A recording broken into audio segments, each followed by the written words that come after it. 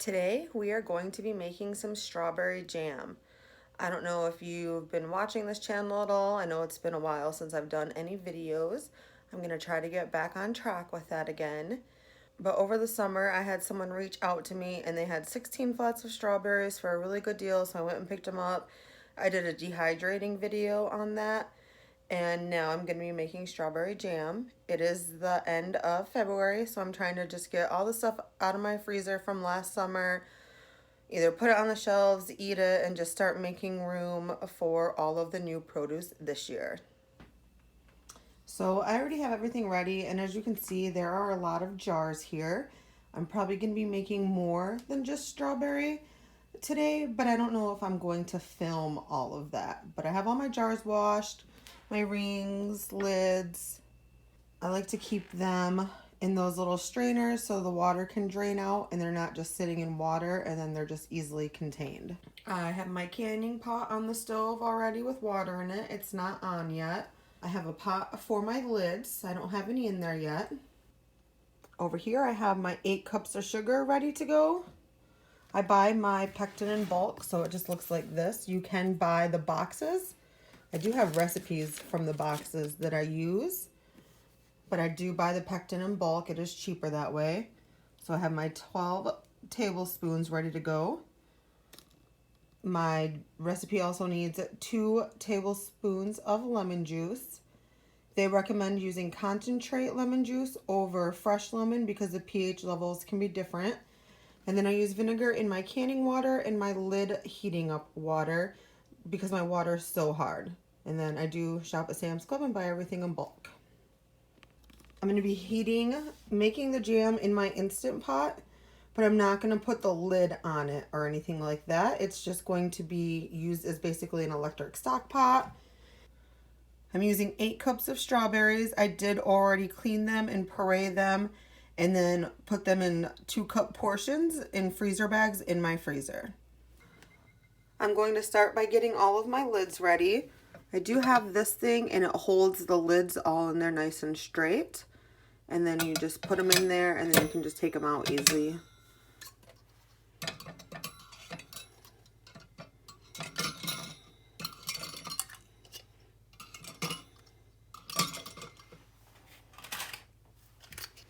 This holds 12 lids, but I know that my canner can hold 14 jars. So I always just put an extra one on each side. And then I just fill it with water. And I never measure out the vinegar. I just put a splash in. And the vinegar is just to help the lids not get all coated with residue from my hard water. So these don't need to come to a boil. I like to heat them. They say that they don't, but I feel like it makes the sticky stuff, I feel like it makes this orange stuff like stickier when it's warm and it goes on the jar better. So I have my 8 cups of strawberries in the Instant Pot already. I'm just going to turn it on saute mode. And then it's on medium, and that's where I'm going to leave it. And I'm just going to keep an eye on it and stir it. I do already have the lemon juice in here. And next is the pectin, but I like to get it a little bit warm before I put the pectin in. So the strawberries have been warming up for a little while. You want to keep stirring them so they don't stick to the bottom and burn. But I'm going to add my pectin in now. And you just want to stir it. I like using a whisk to make sure that it gets mixed in really well. You can use whatever you prefer.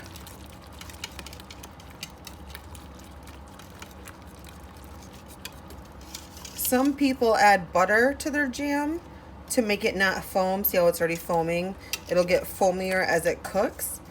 I used to add butter to my jam. I don't anymore. I have some vegan people in my life that won't eat it if it has butter in it, and I want everybody to be able to enjoy it. So I have just been omitting the butter.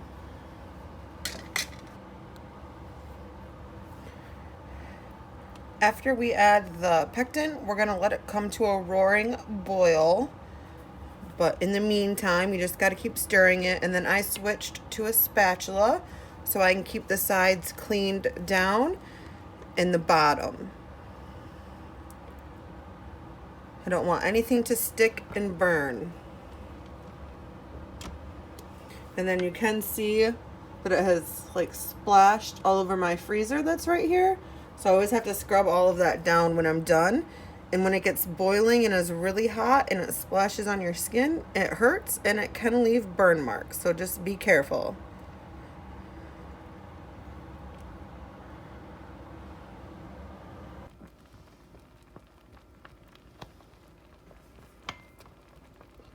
So we are at a pretty good boil right now. It's one that cannot be stirred down, so it's still boiling even as I'm stirring it. Like I said, the steam is, ow, see that? That is hot and that hurts. Oh shit. So during this time, you want to stir it a lot. The steam is very hot, and so is the jam. I actually had some get on my finger and burn me. Well, I don't think it's burnt, but it did get on my finger. See, like that. That hurts and is very hot. But this is gonna boil for 2 minutes, and then we're gonna add our sugar. And the sugar is already all measured out. With this recipe, you want to add the sugar all at one time. So you don't want to add a cup and then a cup and keep measuring it out. You want to have it all ready to go and ready to just be poured in.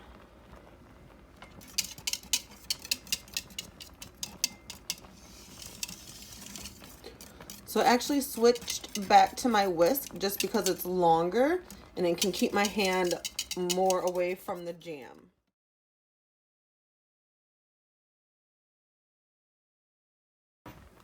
It has been 2 minutes, and now I'm just going to pour the sugar in.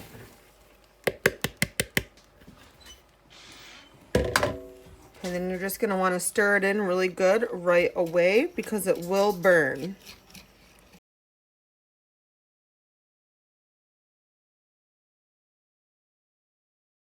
So now that I have all of the sugar stirred in, I'm going to let it come back to a boil. And you still want to keep stirring it and making sure it doesn't stick to the bottom. We are back to a boil after putting the sugar in. The recipe says to let it boil for 1 minute while stirring constantly.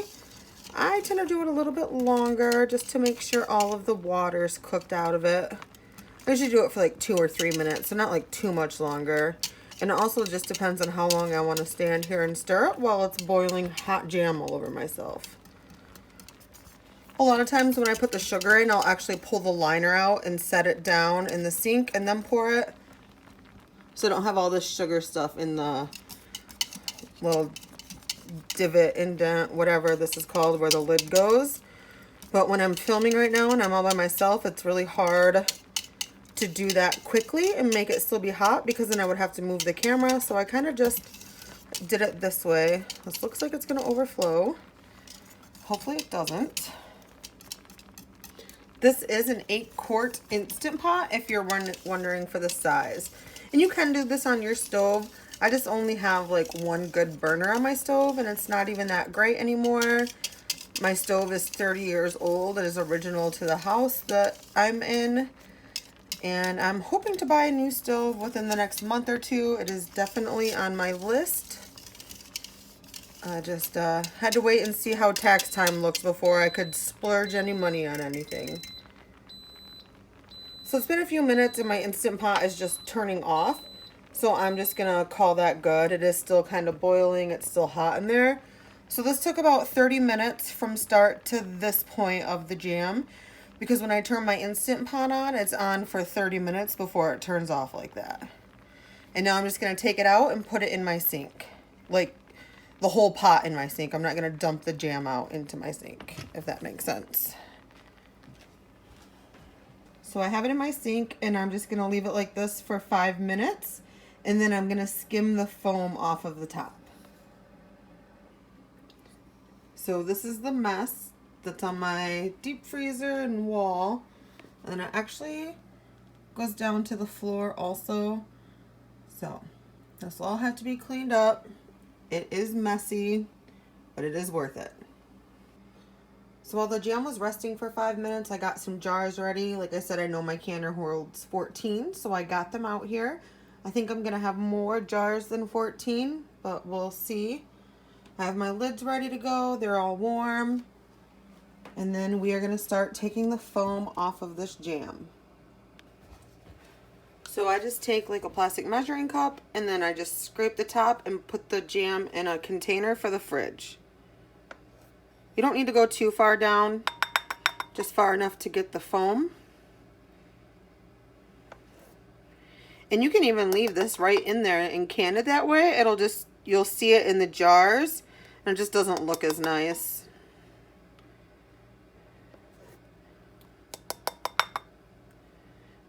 So we use this, we put it in the fridge first. You can use it on toast, you can use it in recipes.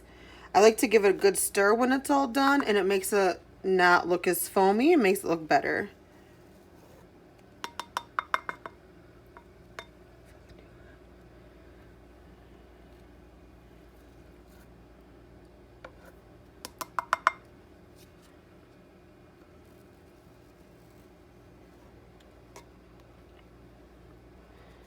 You don't have to get all of the foam out. I try to get as much as I can out.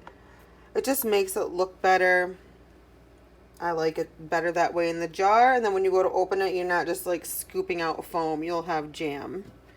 So this is how much was in there. I don't know. I think this is maybe a 4 cup, 2 cup. I'm not sure the size of this container. But that's going to go in the fridge. And then our jam definitely looks a lot better without that on there. And then next, it's ready to go in jars. I like to take a Pyrex measuring cup and then just kind of dip some in here. And then I wipe the sides off with a spatula so it's not dripping all over. And they do make things you can put on top of your jars like a funnel. I tend to just pour it in. And you want to leave headspace. I usually do it to the little line on the jar. And then I'm just going to do all of my jars like that. Try to do one with my other hand to not block the camera. Just like that.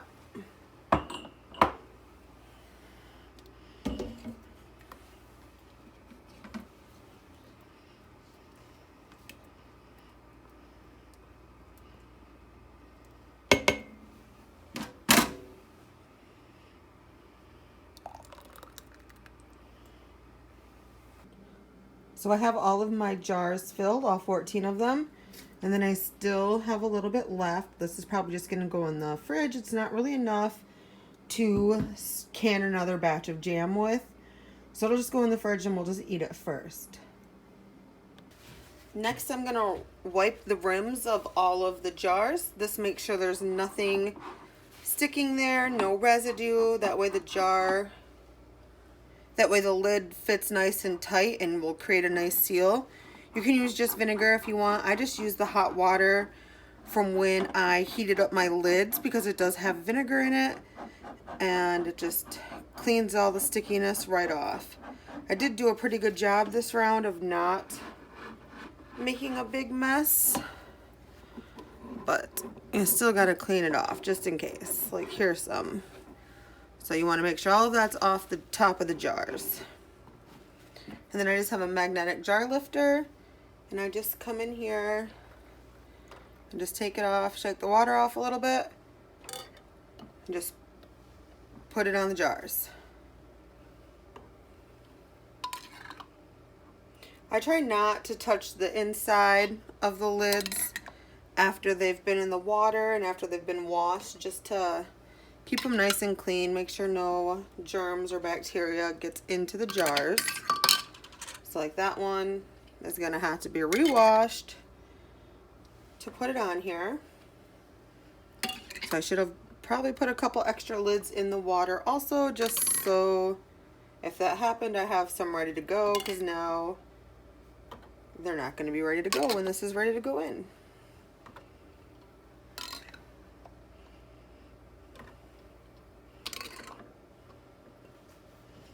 So I'm just gonna grab one of the clean lids I had set aside and put it in the water for now and just get that orange seal stuff a little bit warm.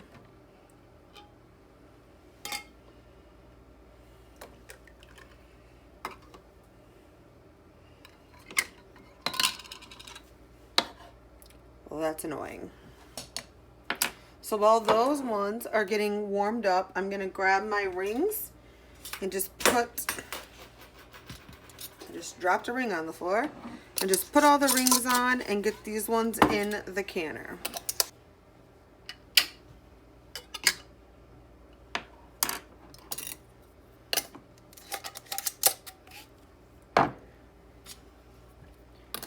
These jars are still really hot and they are kind of hard to hold. So you could, instead of picking them up, just leave it on the counter, make room around it, and just kind of hold it with your fingertips instead of picking it all the way up. But they are hot. They were just boiling a couple minutes ago. So I have all of the jars in the canner. The canner was already heating up, but it wasn't boiling yet. You want to make sure your jars and your canner water are about the same temperature so you don't have thermal shock. I'm just gonna put the lid on this, turn it all the way up, and let it come to a boil.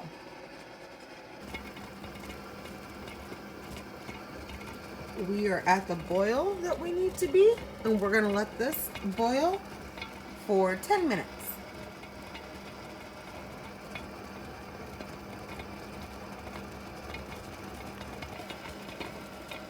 This canner has been boiling for 10 minutes, so we're going to turn it off. And then we're actually going to take the lid off of it and let it sit like this for 5 minutes to avoid thermal shock when we take the jars out. It has been 5 minutes, and I'm just going to take all of these out and put them on a towel. I kind of tip them a little bit to get the water off, so it doesn't just pool up on the lid. These are looking a little thin. I am a little concerned about the consistency of them.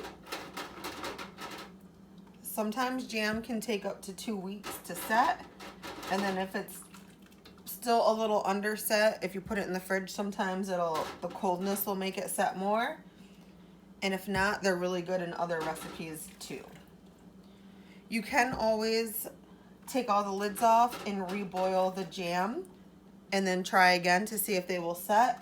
I've done it a few times, but with the price of like jars and propane and stuff now, I feel like it's easier to just use them in other recipes versus taking the lids off and reboiling them. Oops.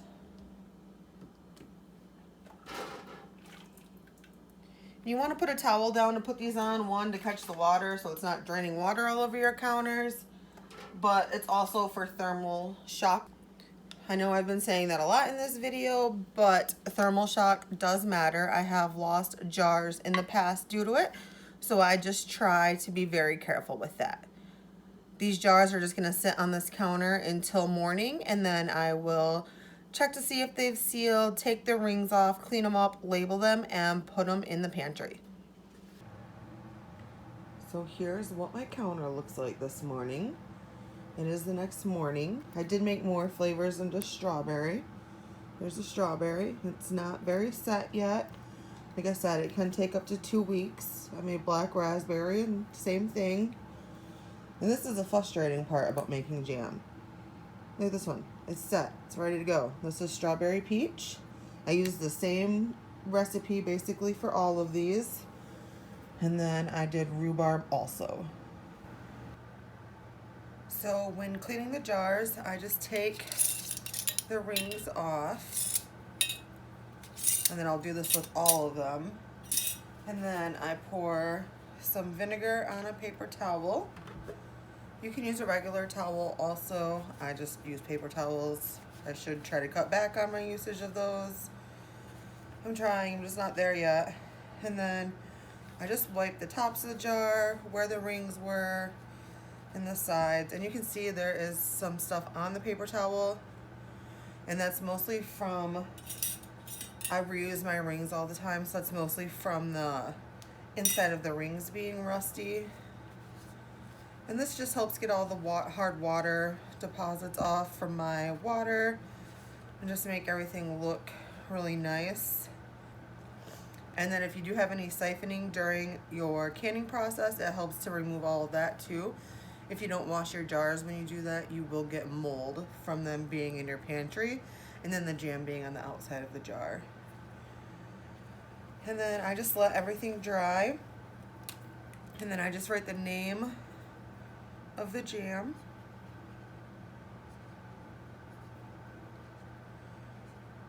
And then I wrote the wrong month on it. I don't know why.